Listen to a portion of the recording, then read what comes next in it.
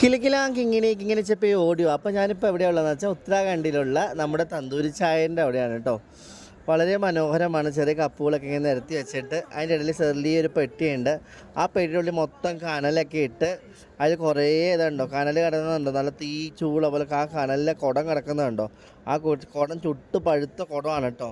എന്നിട്ട് ആ കുടം എടുത്തുകൊണ്ട് വന്നിട്ട് നമ്മൾ അത് എന്ത് ചെയ്യുന്നുണ്ടോ.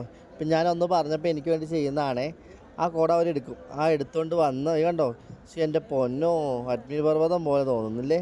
എന്നിട്ട് അതുകൊണ്ട് പിടിച്ചിട്ട് ആ തിളപ്പിച്ച് വെച്ച ചായയിലേക്ക് ആ കുടം വെച്ചിട്ട് ഒരു ഒഴിക്കലുണ്ട് കണ്ടോ. ഇതാണ് തന്തൂരി ചായ. എൻ്റെ പൊന്നമ്മോ ഒരു രക്ഷയില്ല കേട്ടോ.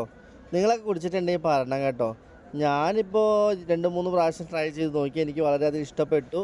അപ്പോൾ ഇത് ഉത്തരാഖണ്ഡിലുള്ള എൻ്റെ മോനെന്ന് പറയാറില്ലേ, കഴിഞ്ഞ തവണ നമ്മൾ ആ വെഡ്ഡിങ് ആനിവേഴ്സറിക്കുള്ള ഫോട്ടോ വീഡിയോസൊക്കെ ചെയ്തില്ലേ, അപ്പോൾ അവൻ്റെ ഷോപ്പാണ് കേട്ടോ. അപ്പോൾ ഇത് ഹരിയാനയിലുള്ള നമ്മുടെ നെസ്രവാലി പാർക്കിൽ അവൻ്റെ സ്റ്റാളുണ്ടായിരുന്നപ്പോൾ അവർ വന്നിട്ടുണ്ടായിരുന്നു, അവിടുത്തെയാണ്. അപ്പോൾ ഇതാണ് നമ്മുടെ തന്തൂരി ചായ.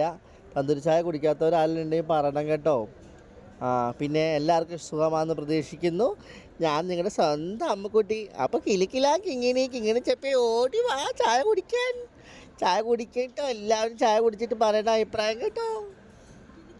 പിന്നെ എന്ത് പറഞ്ഞാൽ ഞാൻ ചായ കുടിക്കാൻ പോകണ്ട ഗായ്സ്. അടിപൊളി ചായ. ഷോ എന്തൊരു ചൂടായത്, എനിക്ക് വയ്യ. അപ്പോൾ ബൈ ബൈ.